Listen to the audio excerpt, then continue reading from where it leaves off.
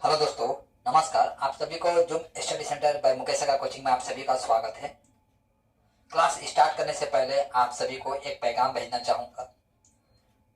वो पैगाम आपका एक ऐसे त्योहार से जुड़ा है जो त्योहार हर्षोल्लास के साथ पूरे भारत वर्ष में मनाया जाता है। ये त्योहार एक अजीब सा त्योहार है जिस त्योहार को मनाते समय में ना जाति, ना धर्म, ना ऊंच नीच का भेदभाव देखा जाता है। सभी लोग बड़ी हर्षोल्लास के साथ इस त्योहार को मनाते हैं। आप सभी के लिए एक पैगाम भेज रहा हूँ। आशा करूंगा इस पैगाम को आप तहे दिल से स्वीकार करेंगे। मथुरा की खुशबू, गोकुल का हार, वृंदावन की सुगंध, बरसाने की फुहार, राधा की उम्मीद, कन्हा का प्यार, मुबारक हो आपको होली का त्योहार। हमारी ओर से आप सभी को होली की हार्दिक शुभकामनाएं। भगवान सदा आपको स्वस्थ, कामयाब और सफल बनाए रखे। तो समय ना गंवाते हुए हम टॉपिक्स की ओर बढ़ रहा हूं। आज का मेरा टॉपिक से आपका गुप्ता डायनेस्टी। देखिए, गुप्ता डायनेस्टी जो है आपका परीक्षा का नजर से देखा जाए तो ये अत्यधिक इंपॉर्टेंट डायनेस्टी है। मौर्य डायनेस्टी के पश्चात यदि कोई इंपॉर्टेंट डायनेस्टी है वो है आपका गुप्ता डायनेस्टी।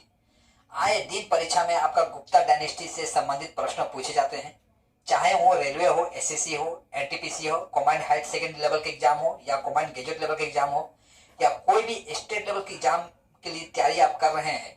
उस नजरिए से भी देखा जाए तो आज की जो सेशन जो है आपके लिए अत्यधिक इंपॉर्टेंट होने जा रहा है।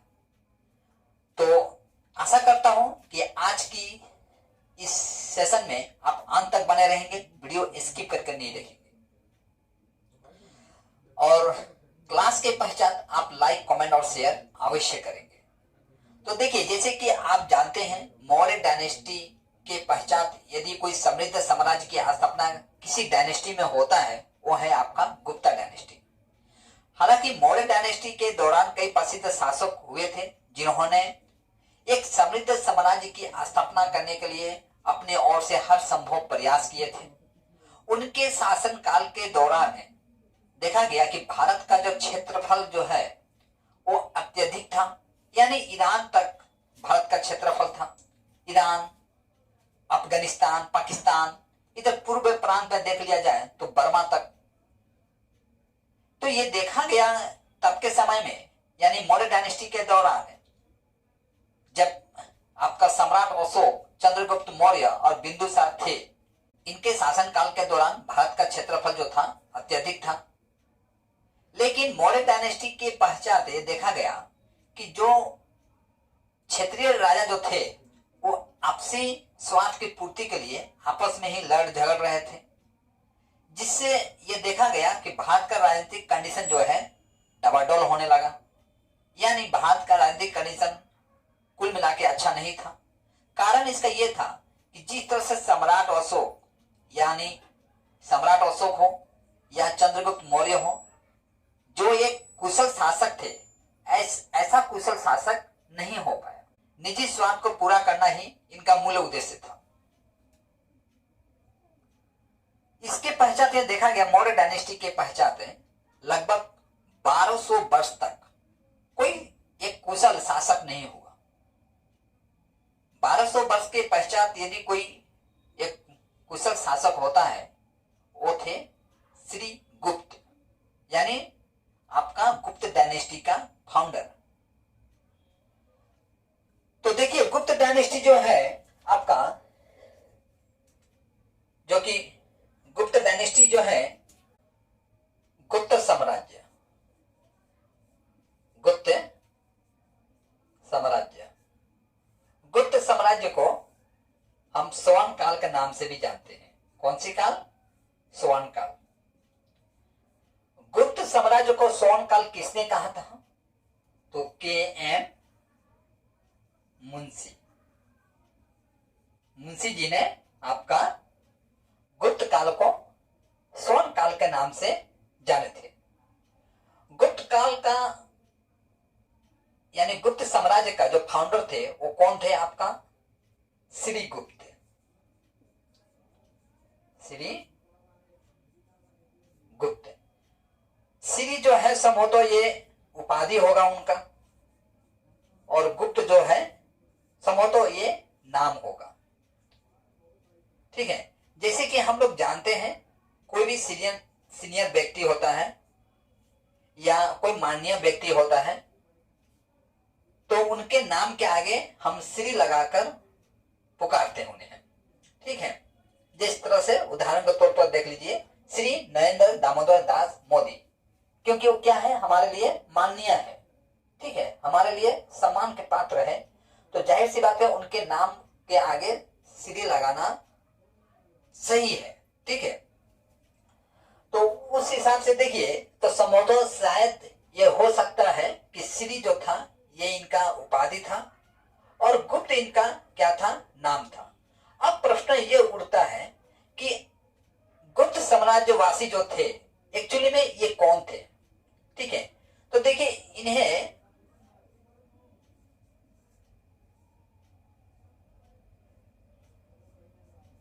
कुषाणों का सामंत कहा गया है। सामंत कहने का तात्पर्य यह है, जैसे कि मान लीजिए ये क्षेत्रफल है और यहां पर आपका राजधानी है कुषाणों का। ये जो सीमा वाला जो इलाका है, इस इलाका में या सीमा को देख रेख करने के लिए जिसे बैठाया गया है संभवतः तो वही क्या थे, आपका गुप्त साम्राज्य की स्थापना किए थे। गुप्त साम्राज्य जो है लगभग आपका 300 वर्ष तक शासन करता है। कितने वर्ष तक शासन करता है? 300 वर्ष तक। ठीक है, गुप्त साम्राज्य की स्थापना कहां हुआ था, यह भी एक प्रश्न है। तो गुप्त साम्राज्य की स्थापना जो है आपका कौशाम्बी में हुआ था।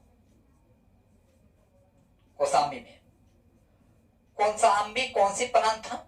वर्तमान का आपका बिहार और उत्तर प्रदेश का जो प्रांत है, इन्हीं प्रांतों को तब के समय में कौशाम्बी नाम से जाना जाता था। गुप्त साम्राज्य की स्थापना जो हुआ था 3री शताब्दी के आसपास हुआ था आपका, 3री शताब्दी के आसपास या 3री शताब्दी कह सकते हैं हम। ठीक है, गुप्त साम्राज्य के जो फाउंडर थे यानी श्री गुप्त थे, उन्होंने एक उपाधि धारण किया था। कौन सा उपाधि? महाराजधिराज। महाराजधिराज का तात्पर्य यह होता है राजाओं का राजा। देखिए, राजाओं का राजा, तो जाहिर सी बात है इससे यह साफ प्रमाणित होता है कि महाधिराज जो थे यानी श्री गुप्त जो थे कहीं ना कहीं एक कुशल शासक थे, तभी तो इन्हें महाराजधिराज की उपाधि से सम्मानित किया गया। कहीं कहीं उपाधि जो है कहीं ना कहीं राजाओं की योग्यता के साथ जोड़कर देखा जाता है। ठीक है, अब देखेंगे बहुत सारे ऐसी उपाधियां हैं जिसे आज के वर्तमान के समय में किसी को सर कहकर जब हम पुकारते हैं तो एक्चुअली में सर क्या है? सर एक उपाधि है। ठीक है, हम श्री कह के पुकारते हैं। श्री क्या है? एक प्रकार का उपाधि है, दैट मीन्स सम्मान का शब्द है ये। ठीक है, तो उसी तरह से आपका श्री गुप्त जो है उन्हें महाराजधिराज की उपाधि से सम्मानित किया गया था। महाराजधिराज जो है यानी श्री गुप्त जो है कब शासन संभाले थे अपना? तो 240 ईस्वी से 280 ईस्वी तक इन्होंने शासन संभाला था। ठीक है, श्री गुप्त का जो उत्तराधिकारी थे ये कौन थे? आपका घटोत्कच।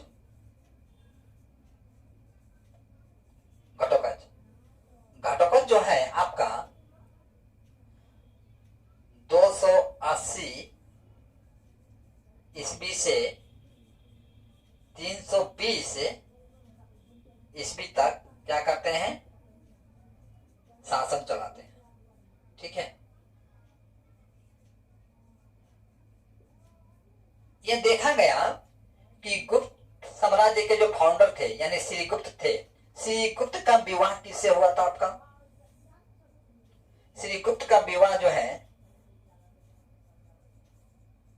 लिच्छवी राजकुमारी कुमार देवी के साथ हुआ था। कुमार देवी के साथ हुआ था। तो लिच्छवी जो है ये कहां है? लिच्छवी जो है नेपाल। तो यह देखा गया, इसे यह साफ प्रमाणित होता है कि संभवतः श्री गुप्त का जो शासन का जो सीमा जो था संभवतः वो नेपाल तक हो सकता है। ठीक है। तो अब घटोत्कच का जो उत्तराधिकारी थे ये कौन थे आपका? घटोत्कच का उत्तराधिकारी ये थे आपका चंद्रगुप्त प्रथम। ठीक है, चंद्रगुप्त प्रथम। चंद्रगुप्त प्रथम जो है ये शासन संभालते हैं, कब संभालते हैं आपका? 320 ईस्वी में। ठीक है।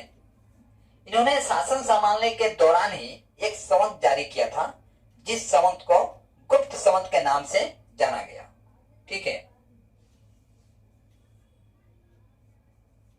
गुप्त संवत के नाम से जाना गया था। ठीक है। तो इस हिसाब से आप देखें कि इनका गुप्त डायनेस्टी जो है, यहां तक तो ये समझ में आ गया कि गुप्त डायनेस्टी जो है एक समय में आपका अत्यधिक समृद्ध समाज था। ठीक है। इसका जो राजकीय चिन्ह जो है, राजकीय चिन्ह देखा गया तो गुप्त साम्राज्य का जो राजकीय चिन्ह क्या था आपका? गरुड़ था। ठीक है, यानी भगवान विष्णु का वाहन गरुड़। और भाषा देखा गया तो इनका भाषा क्या था? प्राकृत। ठीक है। और ये गुप्त साम्राज्यवासी जो थे, यानी इनके जो शासक श्री गुप्त थे, ये विष्णु के उपासक थे। विष्णु के उपासक थे। और वैष्णव धर्म जो है, वैष्णव धर्म जो है राजकीय धर्म था। राजकीय धर्म था। ठीक है। लेकिन एक बात और बता देना चाहूंगा यहां पर, लेकिन आपका गुप्त साम्राज्य में आपका जैन धर्म और बौद्ध धर्म का भी विचार, जैन धर्म और बौद्ध धर्म का भी प्रचार प्रसार हुआ था। ऐसा नहीं कि सिर्फ वैष्णव धर्म का ही प्रचार प्रसार होता था। यानी इसके जो शासक जो थे, श्री गुप्त हो या चंद्रगुप्त द्वितीय हो, चाहे समुद्रगुप्त हो, उन्होंने अन्य धर्मों को भी उसी नजर से देखते थे जिस नजर से आपका वैष्णव धर्म के अनुयायियों को देखते थे। ठीक है। तो मैं चाहूंगा आप इसका एक स्क्रीनशॉट ले लीजिए।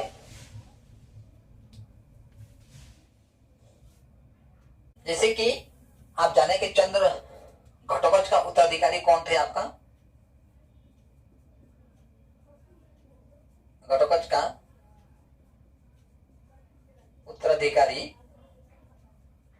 आपका कौन थे? आपका चंद्रगुप्त प्रथम थे, जिन्होंने 320 ईस्वी में शासन संभाले थे।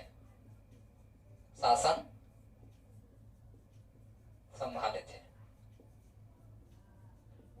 ठीक है। तो देखिए चंद्रगुप्त का जो उत्तराधिकारी थे वो कौन थे आपका? समुद्रगुप्त। समुद्रगुप्त।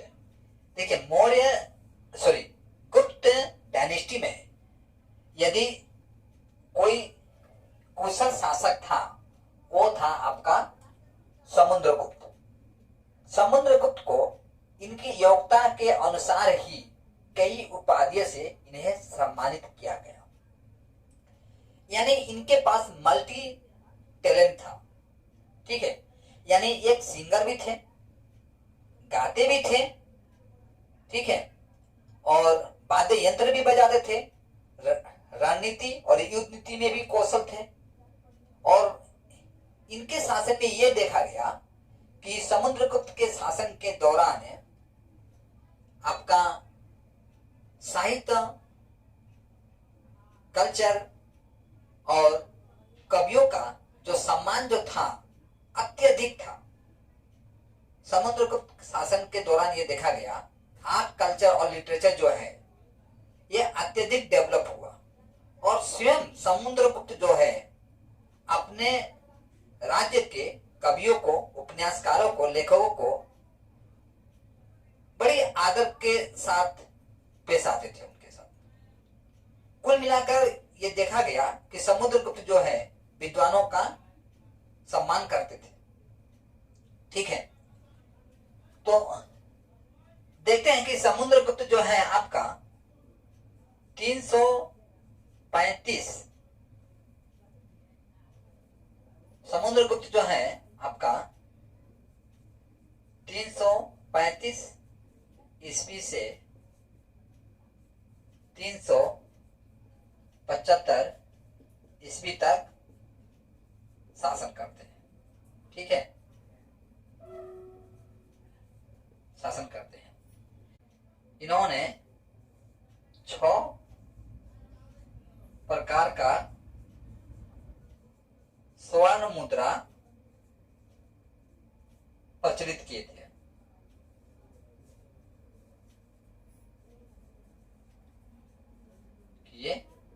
ठीक है। तो समुद्रगुप्त जो है आपका आर्यव्रत के 9 शासकों को और दक्षिणावर्त के 12 शासकों को युद्ध में परास्त किए थे,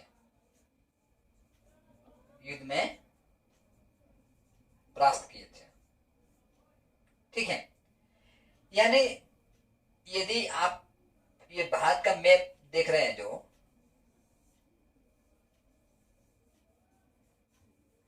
ठीक है, जस्ट मैं समझाने के लिए मैप का प्रयोग कर रहा हूं, हालांकि सटीक नहीं बना है। तो देखिए ये ऊपर वाला जो पार्ट जो है ये आप देख रहे हैं, इसे उत्तर भारत कहा जाता था। और ये जो नीचे वाला जो पार्ट था इसे दक्षिणावर्त प्रांत कहा गया, ठीक है।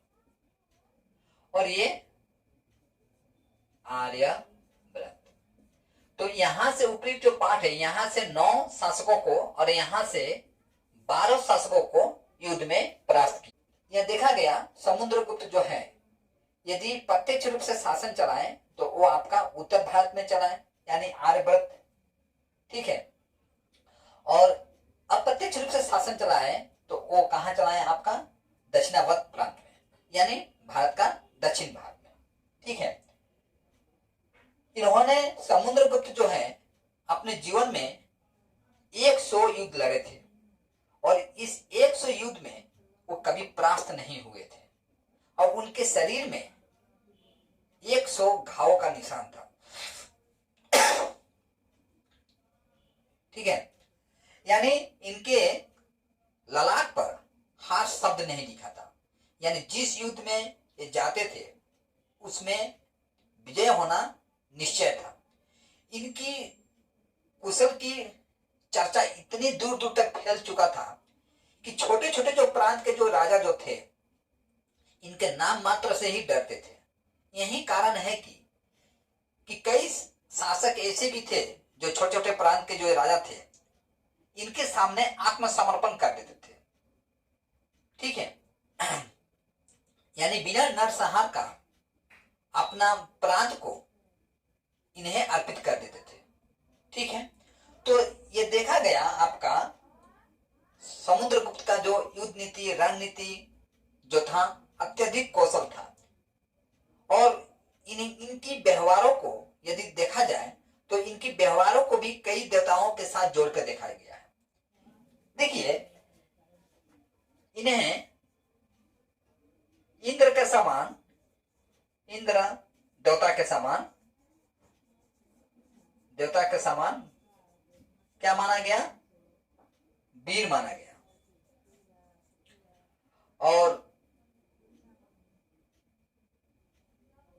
और कुबेर देवता की तरह, देवता के समान क्या माना गया? इन्हें धनी माना गया। और दान के रूप में देखा गया वरुण देवता के समान, वरुण देवता के समान इन्हें दानी माना गया। और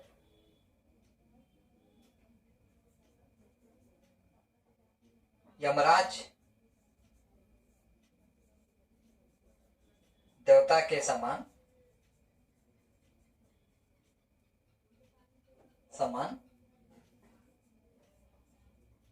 इन्हें दंडकारी माना गया। ठीक है, यानी इतिहासकारों का मानना है कि समुद्रगुप्त जो थे एक कुशल शासक थे, यानी एक कुशल योद्धा थे। और जब वो प्रसन्न होते थे तो अपनी प्रजाओं में धन की बौछार कर देते थे, यानी दान करने में या धन को बांटने में कंजूसी नहीं करते थे, यानी दिल खोलकर दान करते थे। और ये धनी भी थे। इनकी जो राजकोष जो था पूर्ण रूप से भरा पूरा था। दूसरी ओर यदि किसी को दोषी पाते थे अपने राज्य में तो उसे दंड देने में पीछे नहीं हटते थे। यही कारण है कि इन्हें यमराज के साथ भी तुलना किया गया है, यानी जो दोषी होते थे उसे बख्शते नहीं थे। ठीक है, यानी जो दोषी होते थे, चाहे छोटे प्रांत के राजा हो चाहे उनके राज्य का एक आम नागरिक हो, उसे वो छोड़ते नहीं थे। यही कारण है कि उन्हें देखिए दंड के रूप में यमराज जो देवता है, न्याय के देवता, उनके साथ इनकी तुलना किया गया है। ठीक है, तो हम देखते हैं आपका ये इन्होंने विदेशियों के लिए कई नीतियां अप्लाई किए थे। ठीक है, जो विदेशी ताकतें हैं, जैसे कि आप जानते हैं विदेशी ताकत भारत पर आक्रमण करने के लिए उतावली थी। तब के समय में जस्ट ये मौका ढूंढती थी कि कोई कमजोर शासक हो और हम भारत के सब जमीन के ऊपर अपना अधिकार जमा लें। तो विदेशियों के लिए इन्होंने एक नीति अप्लाई किए थे, जिसे नीति का नाम था आत्मनिवेदन। ठीक है, क्या नाम था? आत्मनिवेदन और कनयोपायन।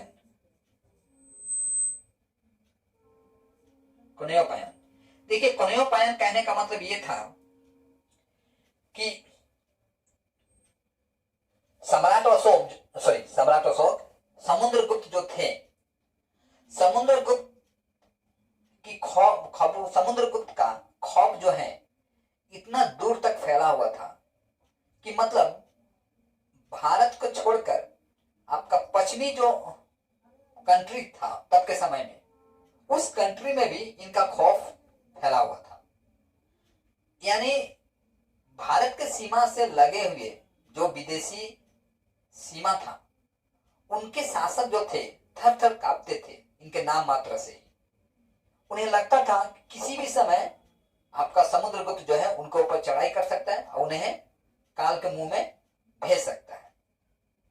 तो छोटे छोटे जो प्रांत के जो राजा थे, उनके लिए समुद्रगुप्त जो है, विशेषकर विदेशी जो ताकतें जो थी, उनके लिए एक नीति अप्लाई किए थे। क्या नीति था? आत्मनिवेदन। मतलब वो स्वेच्छा से आकर आत्मसमर्पण कर देते थे, यानी किसी भी तरह नरसंहार के बिना उनके प्रांतों को अपने प्रांतों में मिला लेते थे।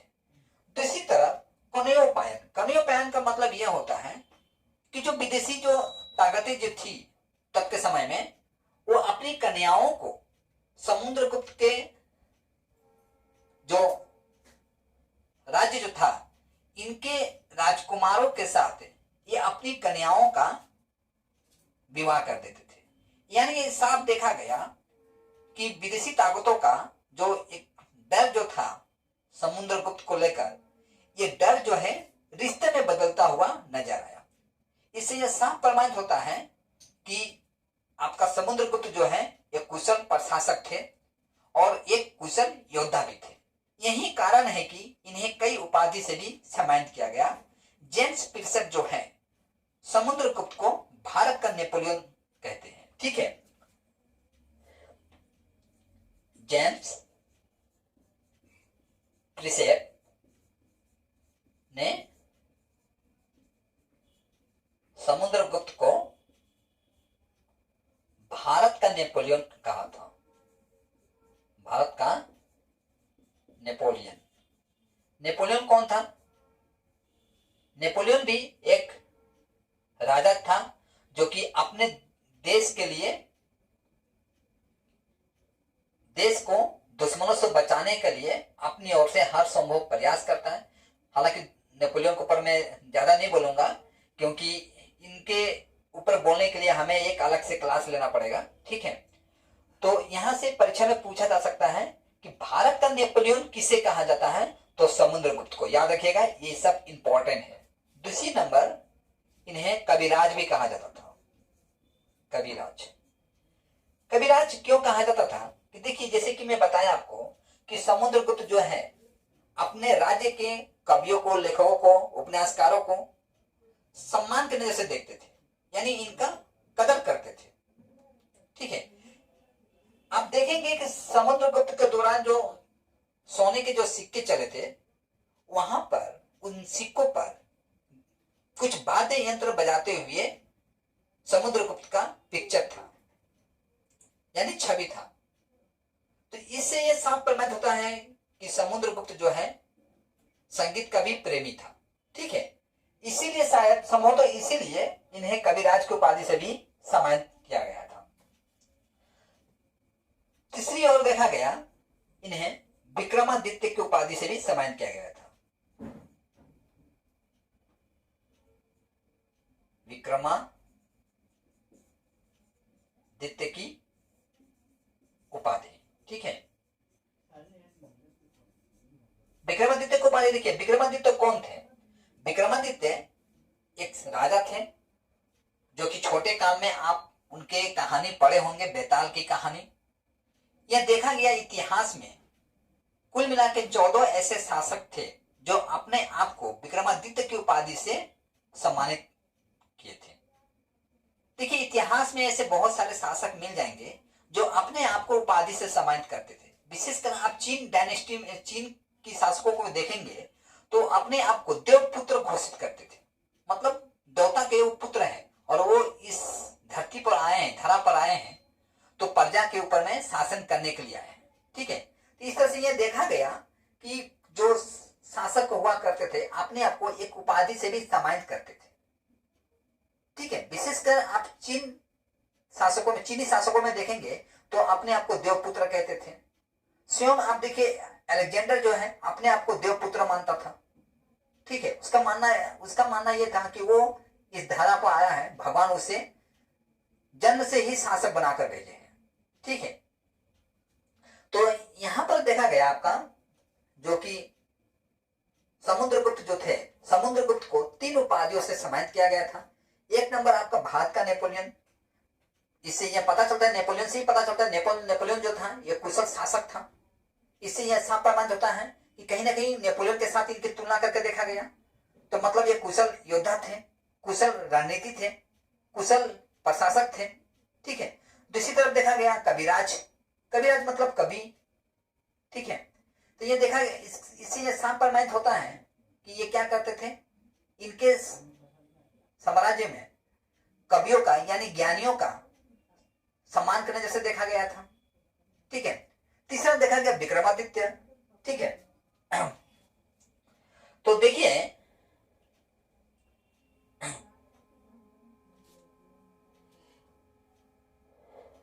उत्तर भारत में सर्व करदारम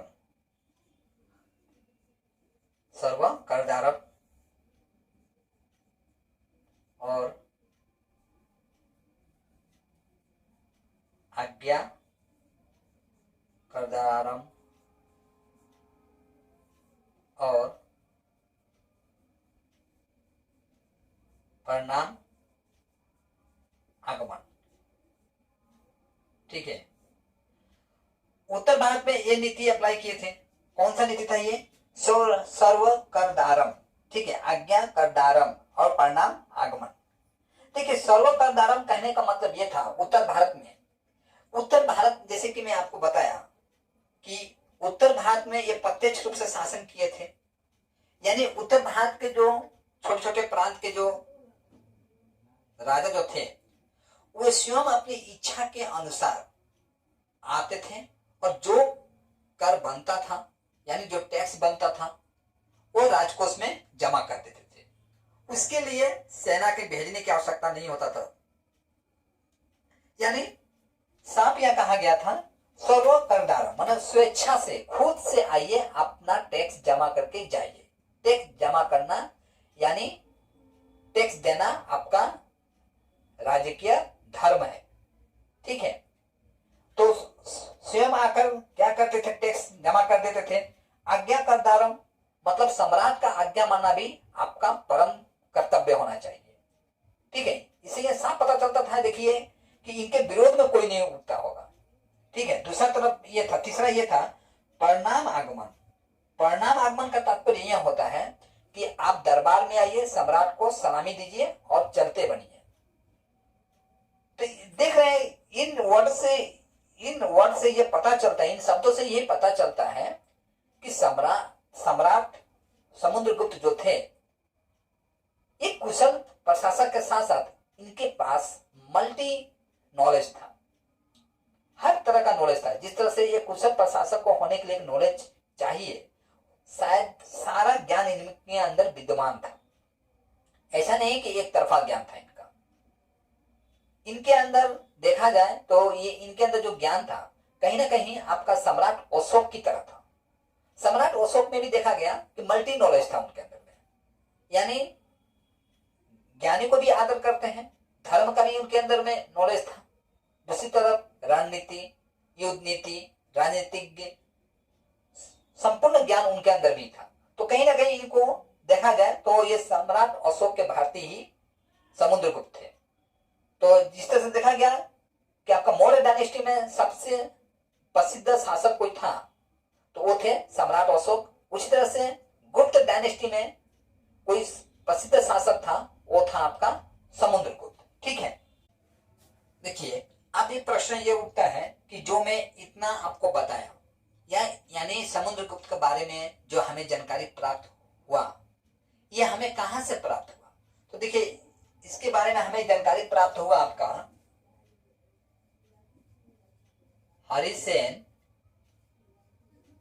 हरिसेन द्वारा रचित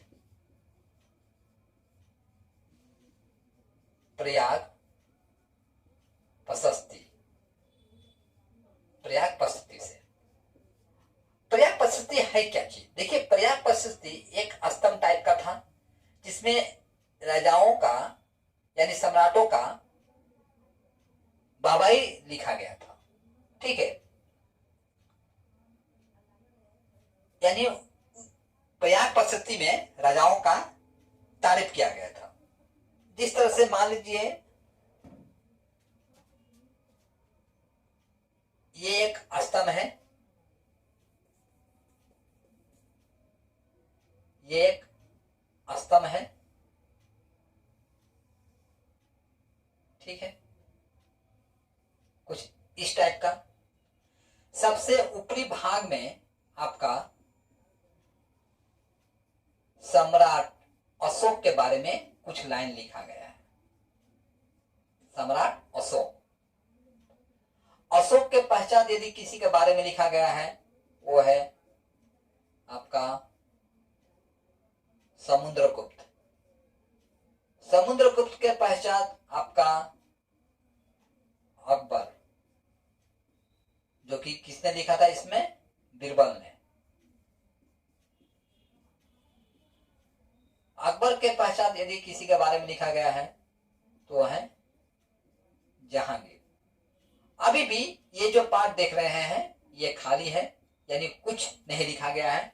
आगे जाके कोई ऐसा कुशल शासक होंगे, चाहे कोई कुशल हमारे देश का मॉडर्न टाइम का कोई देश का प्रधानमंत्री या कोई ऐसे होंगे, संभवतः उनकी नाम यहाँ पर लिखा जा सकता है। ठीक है, कुछ अनोखा होना पड़ेगा। ठीक है, जिस तरह से सम्राट अशोक थे या सम्राट समुद्रगुप्त थे। ठीक है, तो यह देखा गया आपका समुद्रगुप्त जो थे इन्हें एक और उपाधि से सम्मानित किया गया था। मैं लास्ट ही सही, हालांकि यहां लिख देता हूं अश्वमेधकर्ता।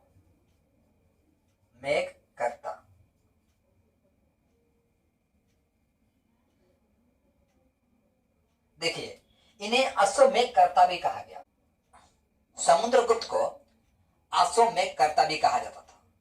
अश्वमेधकर्ता कहने का तात्पर्य यह था कि जैसे कि आप जानते हैं कि रामायण में भगवान श्री राम जो है अश्वमेध यज्ञ करते हैं, और अश्वमेध यज्ञ के दौरान ये घोड़ा को छोड़ते हैं। ठीक है, वो घोड़ा के पीछे पीछे आपका भगवान श्री राम का यानी नारायणी सेना चलती थी, और उस अश्व को यदि कोई पकड़ लेता है तो मतलब ये था कि उस नारायणी सेना के साथ आपको लड़ना पड़ेगा, जो कि नारायणी सेना आज तक कभी हारी नहीं थी युद्ध में। ठीक है, और यदि वो घोड़ा किसी प्रांत से चुपचाप निकल जाता है तो वो प्रांत जो है उस प्रांत को अपने प्रांत में शामिल कर लिया जाता था, यानी बिना नरसंहार का, बिना लड़ाई का, बिना झगड़ा झंझट का उस प्रांत को अपने प्रांत में शामिल कर लिया जाता था। तो इसे अश्वमेधकर्ता यज्ञ के नाम से भी जाना गया है, यानी शांतिपूर्वक तरीके से भी ये क्या करते थे, प्रांतों को अपने प्रांत में शामिल कर लेते थे। जिस तरह से देखें आप क्या आत्मनिवेदन। ठीक है, कहां में लिखा है आपका आत्मनिवेदन। देखिए, आत्मनिवेदन यानी आत्मनिवेदन कहने का मतलब तो यही था कि राजा जो है बिना नरसंहार का उनके सामने आके आत्मसमर्पण कर देते थे। कोई संधि नहीं होता था, यानी कि कुछ संधि रखेंगे, बल्कि डर से, खौफ से वो स्वयं आकर क्या कर देते थे, आत्मसमर्पण कर देते थे। ठीक है, तो देखिए परीक्षा में यहां से कई प्रश्नों आपका निकल कर आते हैं। देखिए, आज की क्लास को मैं यही समाप्त करता हूं, लेकिन समाप्त करने से पहले आप सभी को पुनः एक बार रिवाइज दिलाना चाहूंगा, जो कि परीक्षा के लिए इम्पोर्टेंट भी है। देखिए, परीक्षा में यहाँ से प्रश्न पूछा जाता है कि समुद्रगुप्त कब से कब तक शासन किए। यहाँ से एक नंबर का प्रश्न पूछा जाता है। दूसरा नंबर ये पूछा जाता है कि किस सम्राट के शासन काल के दौरान मुद्राओं पर बीना बजाते हुए सम्राट का चित्र उल्लिखित था, तो वो था आपका सम्राट समुद्रगुप्त। ठीक है, भारत का नेपोलियन किसे कहा जाता है, तो भारत का नेपोलियन आपका समुद्रगुप्त को कहा जाता है, ये भी आपका इंपॉर्टेंट है। दूसरा नंबर, कविराज की उपाधि से किसे सम्मानित किया गया था, तो आपका समुद्रगुप्त को। भारत के किस सम्राट को विक्रमादित्य की उपाधि से सम्मानित किया गया था, तो आपका समुद्रगुप्त होंगे। हालांकि विक्रमादित्य के जो उपाधि जो है, भारतीय इतिहास में लगभग 14 शासक ऐसे हैं जो कि अपने आप को विक्रमादित्य की उपाधि से सम्मानित करते हैं। ठीक है, समुद्रगुप्त के बारे में हमें कहां से जानकारी प्राप्त होता है, तो प्रयाग प्रशस्ति से प्राप्त होता है। प्रयाग प्रशस्ति के लेखक कौन है, तो आपका हरिसेन है। ये सब सारे जो है इंपॉर्टेंट है। तो मैं चाहूंगा आप इसका एक स्क्रीनशॉट ले लीजिए, ठीक है।